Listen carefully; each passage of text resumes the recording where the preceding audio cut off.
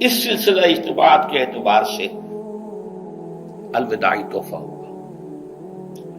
اب میں آغاز کر رہا ہوں۔ پہلی بات، اس سبب میں 3 باتیں مجھے کہنی ہیں۔ سب سے پہلی بات یہ کہ زندگی کی سب سے بڑی حقیقت موت ہے۔ ہم بھلائے رکھتے ہیں، اپنے ذہن سے اسے دور رکھتے ہیں، لیکن واقعہ یہ ہے کہ زندگی کی سب سے بڑی حقیقت موت ہے۔ خدا کے منکر پیدا ہوئے ہیں، لیکن موت کا انکار کرنے والا تو کوئی پیدا نہیں ہوا۔ اس لیے میں نے آیت آپ کو سنائی، کل نفس ذائقۃ الموت، ہر ذی نفس کو موت کا مزہ چکھنا ہے، ہر جاندار کو موت کا مزہ چکھنا ہے۔ ثم الینا ترجعون، پھر ہماری طرف لوٹا دیے جاؤ۔ تو زندگی کی سب سے اہم حقیقت موت، اور موت کے بعد رجوع اللہ، آخرت، یہ سب سے بڑی حقیقت ہے۔ ایک حقیقت سب مانتے ہیں، سب جانتے ہیں، دوسری حقیقت کے اوپر پردہ پڑا ہوا ہے۔ میں نے اس اعتبار سے نوٹ کیا، یہ الفاظ قرآن میں 3 مرتبہ ہے، کل نفس ذائقۃ الموت، ہر جاندار کو موت کا مزہ چکھنا ہے۔ انبیاء اس سے مستثنا نہیں رہے، رسول اس سے مستثنا نہیں رہے، اولیاء اللہ مستثنا نہیں رہے۔ وقتی طور پر استثناء حضرت عیسیٰ کا ہے کہ ابھی وہ زندہ ہیں، لیکن عیسیٰ یاتی علیہ الموت، حضور نے فرمایا عیسیٰ پر بھی موت آئے گی، جب دوبارہ آئیں گے زمین پر اتریں گے، پھر اس کے بعد ان پر موت وارد ہوگی، ان کی نماز جنازہ پڑھی جائے گی، انہیں دفن کیا جائے گا حضور کے پہلو میں، شادی بھی کریں گے، اولاد بھی ہوگی۔ باقی تو یہ ہے کہ کل نفس ذائقۃ الموت، سب کو موت کا مزہ چکھنا ہے۔ عیسیٰ بھی بالآخر اس سے مستثنا نہیں رہیں گے، بلکہ قرآن میں ایک جگہ کہا گیا ہے أَفَإِن مِتَّ فَهُمُ الْخَالِدُونَ، کیا ہے نبی، اگر آپ کا انتقال ہو گیا تو یہ کیا ہمیشہ رہیں گے؟ کون ہے دنیا میں جو ہمیشہ رہے؟ انتقال تو ہونا، آپ کا بھی ہونا ہے۔ إِنَّكَ مَيِّتٌ وَإِنَّهُمْ لَمَيِّتُونَ، یہ تو مختصر ترین الفاظ تھے۔ اس سے آگے بڑھیے، سورہ انبیاء میں فرمایا کل نفس ذائقۃ الموت وَنَبْلُوكُمْ بِالشَّرِّ وَالْخَيْرِ فِتْنَةً وَإِلَيْنَا تُرْجَعُونَ، ہر جاندار کو موت کا مزہ چکھنا ہے، اور اس سے پہلے پہلے ہم تمہیں آزماتے رہیں گے، خیر کے ذریعے بھی، بھلائی دے کر، صحت دے کر، دولت دے کر، اولاد دے کر، شہرت دے کر، اور برائی کے ذریعے سے بھی، تنگ دستی دے کر، بے عزتی دے کر، اہانت دے کر، ذلت دے کر۔ وَإِلَيْنَا تُرْجَعُونَ، اور پھر ہماری طرف لوٹائے جاؤ گے۔ یہ وہ دوسری حقیقت جو میں نے کہا کہ جس پر پردہ پڑا ہوا ہے، بہت بڑا پردہ ہے۔ لوگ یہی سمجھتے ہیں کہ یہی دنیا کی زندگی ہے۔ قرآن کہتا ہے إِنَّ الدَّارَ الْآخِرَةَ لَهِيَ الْحَيَوَانُ لَوْ كَانُوا يَعْلَمُونَ، یہ تو آخرت والی زندگی ہے جو اصل زندگی ہے، کاش کہ انہیں معلوم ہوتا۔ اس سے بھی زیادہ تفصیل سے یہ آل عمران میں آئی آیت، كُلُّ نَفْسٍ ذَائِقَةُ الْمَوْتِ وَإِنَّمَا تُوَفَّوْنَ أُجُورَكُمْ يَوْمَ الْقِيَامَةِ، ہر جاندار کو موت کا مزہ چکھنا ہے، اور پھر تمہیں پورا پورا تمہارا اجر اور بدلہ دے دیا جائے گا قیامت کے دن۔ فَمَنْ زُحْزِحَ عَنِ النَّارِ وَأُدْخِلَ الْجَنَّةَ فَقَدْ فَازَ، جو کوئی آگ سے بچا لیا گیا اور جنت میں داخل کر دیا گیا وہ تو کامیاب ہو گیا۔ اللہم ربنا اجعلنا منہم، اللہم ربنا اجعلنا منہم، اللہم ربنا اجعلنا منہم۔ وَمَا الْحَيَاةُ الدُّنْيَا إِلَّا مَتَاعُ الْغُرُورِ، اور دنیا کی زندگی تو سوائے دھوکے کے سامان کے اور کچھ نہیں ہے۔ دھوکہ کس معنی میں؟ یہ تمہیں اصل زندگی سے غافل کر دیتی ہے۔ تم کہیں سفر پر جا رہے تھے، تمہارا کہیں گھر تھا، تمہیں واپس آنا تھا، تم راستے ہی میں کسی دلچسپی میں ایسے مگن ہوئے کہ گھر بار سب بھول گئے۔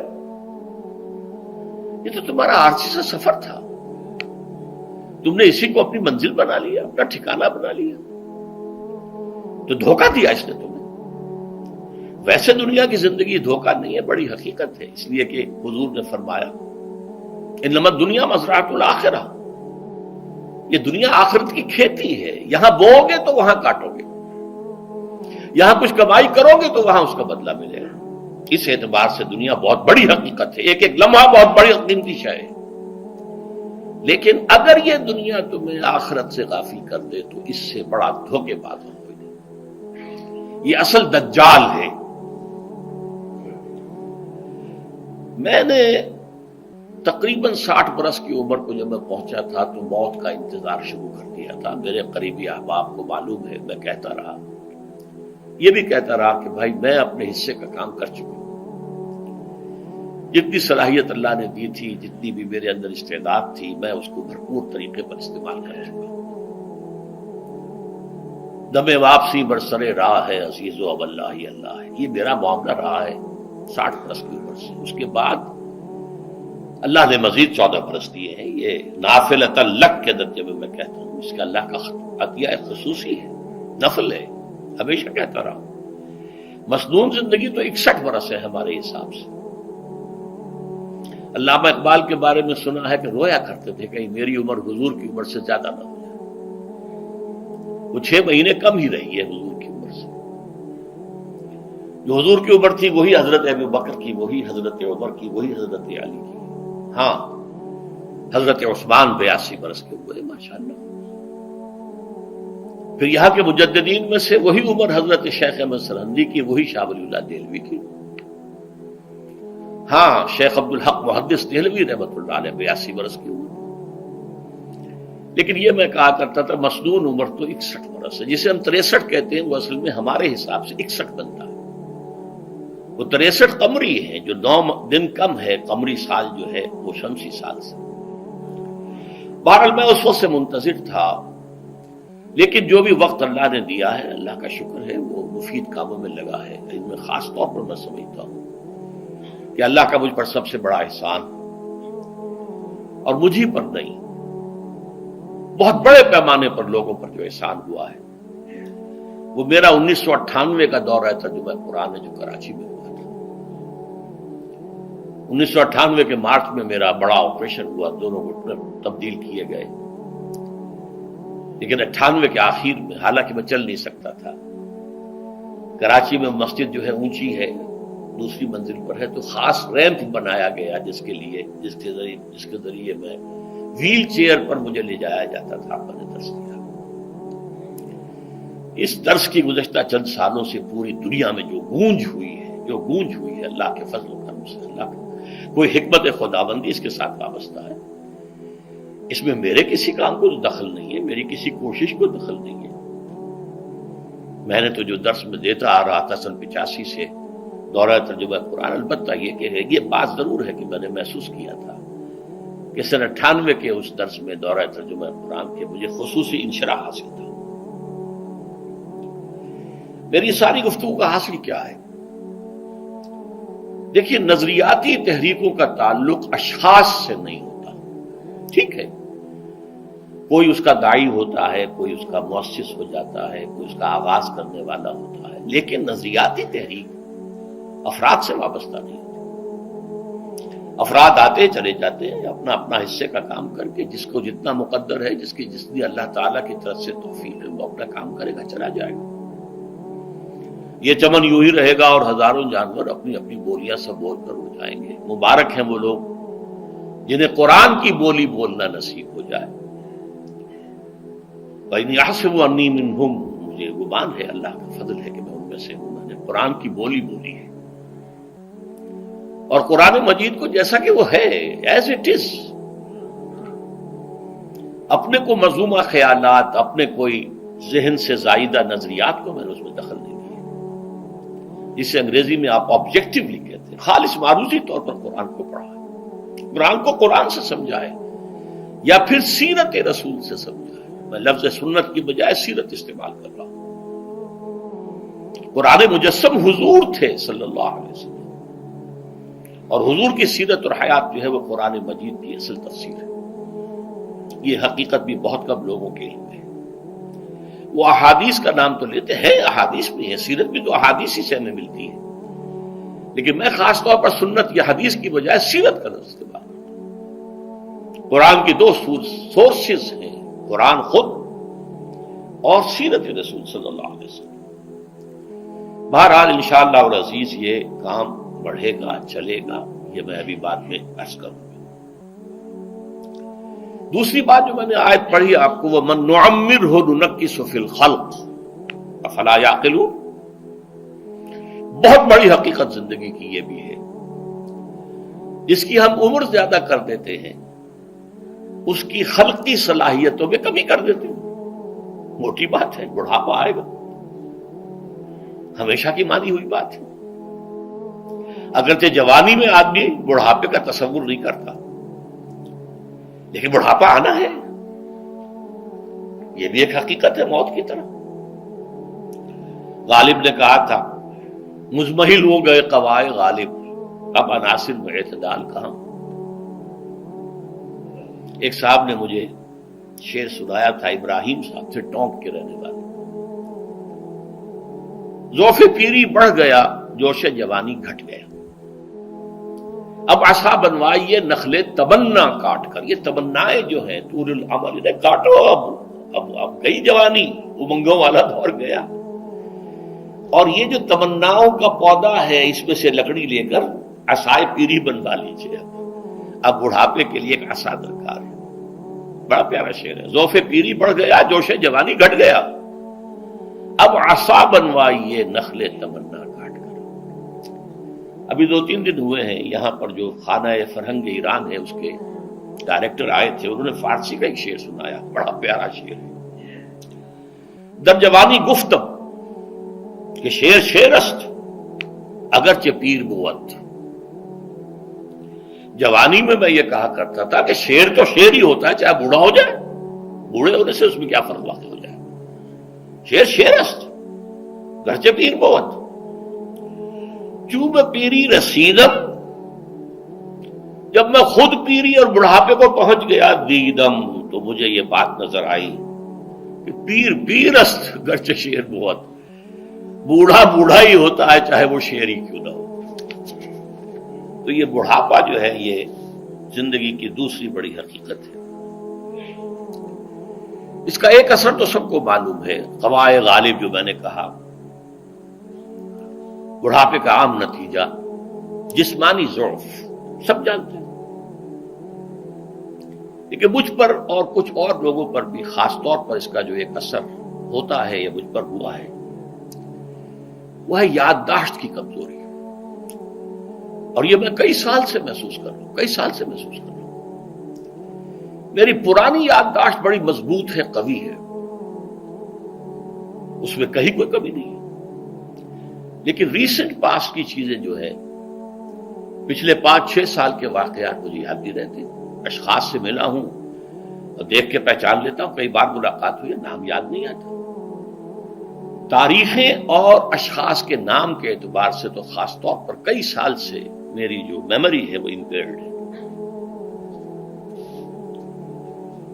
اور میں محسوس کرتا رہا ہوں کچھ عرصے سے کہ عین تقریر کے دوران محسوس ہوتا بلیک آؤٹ ہو گیا، اور مجھے سلسلہ کلام جوڑنے کے لیے سوچنا پڑا۔ بعض اوقات 1000 کروڑ مرتبہ بولے ہوئے الفاظ غائب، اب چاہے کتنا ہی زور لگا لوں وہ لفظ یاد نہیں آئے گا، ہاں تھوڑی دیر کے بعد خود بخود یاد آ جائے گا۔ میرے اس آپریشن سے اب کچھ عرصے پہلے تک جو میری تقریریں یہاں ہوئی، ان میں بہت سے لوگوں نے نوٹ کیا، میری تقاریر میں اب وہ روانی نہیں رہی تھی، وہ جو کراس ریفرنسز آیا کرتے تھے، جس کی بنا پر ایک مولانا عبد الکریم پاریخ صاحب تھے ناگپور کے، انڈیا کے، مولانا علی میاں کے وہ خلفاء میں سے، انہوں نے تفسیر بھی لکھی ہے قرآن کی، وہ ایک مرتبہ لاہور آئے تھے تو مجھ سے بھی ملاقات ہوئی، میرا درس بھی سنا، پھر یہاں وہ ایک دینی ادارے میں گئے، وہاں میرے خلاف باتیں ہو رہی تھی، تو انہوں نے کہا بھائی اس شخص کی کیا بات کرتے ہو، اس کے سامنے تو معلوم ہوتا ہے کہ قرآن کھلا ہوا ہے، جہاں سے چاہے لے لے، پھول کھلے ہیں گلشن گلشن، لیکن اپنا اپنا دامن، تم کیا بات کر رہے ہیں اس کے بارے میں۔ تو عبد الکریم پاریخ صاحب کی وہ جو تاثر تھا وہ صحیح تھا، کراس ریفرنسز کا آنا، القرآن یفسر بعضہ بعضا، اس میں بہت کمی آ گئی۔ بہرحال اس کے علاوہ تیسری چیز ہوتی ہے بڑھاپے میں ریزسٹنس کی کمی کی وجہ سے عوارض. بلڈ پریشر کا میں مریض ہوں اور کوئی 25 برس سے ہوں، شوگر کا میں مریض ہوں اور کوئی 5 برس سے ہوں. ایک خاص برس جو مجھ پر آیا ہے آج سے 4 سال پہلے، اس کی ایک تاریخ ہے. یہ جو امراض دماغی کے ماہرین ہیں یہ کہتے ہیں کہ ایک مرض ہے بائی پولر ڈپریشن. انسان میں کبھی تو انشراح ہوتا ہے، ایکٹیویٹی ہوتی ہے، سوچتا ہے اور ایکٹیو کرنے کے لیے، گفتگو کے لیے، بھاگ دوڑ کے لیے طبیعت میں آبادی ہوتی ہے. کبھی وہ بجھ سا جاتا ہے، کبھی وہ حرکت کرنے کو جی نہیں چاہتا، پڑا رہے کسی کونے میں، سو جائے. تو یہ بائی پولر معاملہ کہلاتا ہے، یہ ویو چلتی ہے. اچھا یہ ہے ہر انسان میں، جسے ہم عام طور پر کہتے ہیں موڈ آف ہے بھائی میرا، مجھ سے باتیں کرو. تو یہ موڈ کا آف ہو جانا، آن ہو جانا، یہ عام آدمی بھی ہوتا ہے. لیکن جو اللہ کے کسی فضل و کرم سے زیادہ ذہین ہو، زیادہ حساس ہو، ان میں پھر یہ جو ویو ہے یہ زیادہ اونچائی زیادہ نیچائی، زیادہ اونچائی زیادہ نیچائی، اور اس کو پھر ہم کہتے ہیں مرض، بائی پولر. یہ ہمارا خاندانی مرض ہے. والد صاحب کا تھا، بڑے بھائی اظہار احمد صاحب کو ہوا، میری بڑی ہمشیرہ کو ہوا. عام طور پر اس کی عمر ہوتی تھی 3 تجربے مجھے ہیں. والد صاحب کو 13 برس میں نے اٹینڈ کیا ہے اس بیماری میں، سن 52 سے 65 تک جب کہ ان کا انتقال ہوا. تو یہ عام طور پر شروع ہوتا ہے 50 برس کے لگ بھگ. میری عمر جب 50 برس کے لگ بھگ ہوئی تو مجھے کئی مرتبہ محسوس ہوا کہ میری تقریر کے دوران سوئچ آف ہوتا ہے. ایک مرتبہ سن 70 میں میری یادداشت کئی گھنٹوں کے لیے بالکل ضائع ہو گئی. اس کا میں نے تذکرہ کیا ہوا، میری کتاب ہے حساب کم و بیش. جو کیفیت مجھ پر گزری تھی، جس کرب کے عالم میں وہ چند گھنٹے مجھ پر گزرے تھے، میں انہیں الفاظ میں بیان نہیں کر سکتا. آدمی خراب ہے، نہ ابتدا کی خبر ہے نہ انتہا معلوم، کچھ بھی نہیں. میں جب 50 برس کا ہوا اور یہ ایک مرتبہ مجھے جھٹکے لگے مسجد سمن آباد کے اندر، تو میں نے ڈاکٹر رشید چودھری صاحب سے، وہ میرے والد صاحب کے بھی معالج رہے تھے، میں نے ان سے کہا کہ یہ ڈینجر زون میں داخل ہو گیا ہوں. ان کا نہیں، آپ کو یہ نہیں ہوگا، اس لیے کہ آپ اللہ کے کتاب کی خدمت کر رہے ہیں. تو ان کی یہ بات پارشلی ٹروتھ نکلی کہ 70 برس کی عمر میں مجھ پر یہ 20 برس اللہ تعالیٰ نے مجھے اس میں ایک بونس دے دیا. 70 برس میں ظہور ہوا. اس کا ایکسائٹنگ کاز بنا ہے افغانستان میں جو حادثہ ہوا طالبان کے ساتھ. اتنا صدمہ مجھے تھا، ایک دم بیٹھ گیا. یہ چیز جو ہے ابھی کنٹینیو کر رہی ہے.